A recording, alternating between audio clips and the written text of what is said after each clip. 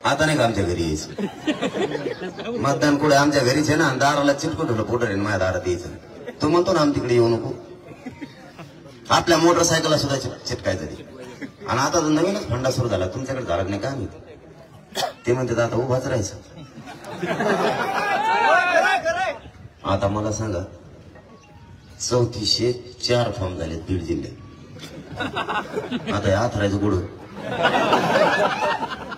आणि इतके उमेदवार म्हणले होते चिन्ह कांदा बटाटो टमाटो. आता चिन्ह कुठून आणायची? आणि समजा आणली एक वस्तीवर एक केंद्र असतं, एक गावात असतं, एक शाळात असतं. हे गावाला इतक्या लांब 1.5 किलोमीटर आथरायचं कुठे? आणि आथरीला समजा एखाद्या मराठ्याच्या रानातून ते जर मला उचल माहितून तू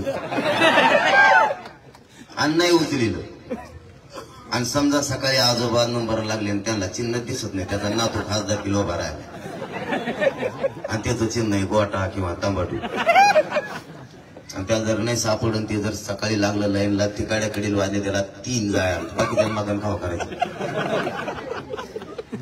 अरे लईच खुशी द्याली, कुणी आणली ही शक्कल कुणी नाही.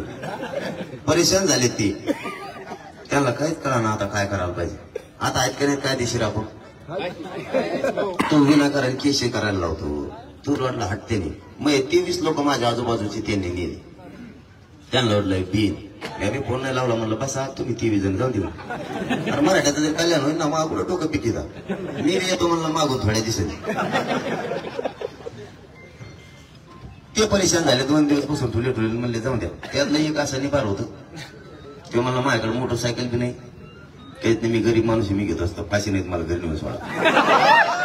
येता नाही घरी तर नेऊन सोड येतात 50 रुपयाची भेळ फोन आला त्यांच्या.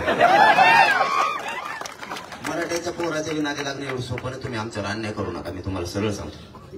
गोडी गुलाबी ना तुम्ही आमची सगळ्या सोयरीची अंमलबजावणी द्या, नाही तर तुम्हाला सोपं जाणार नाही. आणि मी जाऊ बी देणार नाही, कारण मी खानदानी मराठ्यांचा पोरग मराठ्याची गद्दारीच करणार.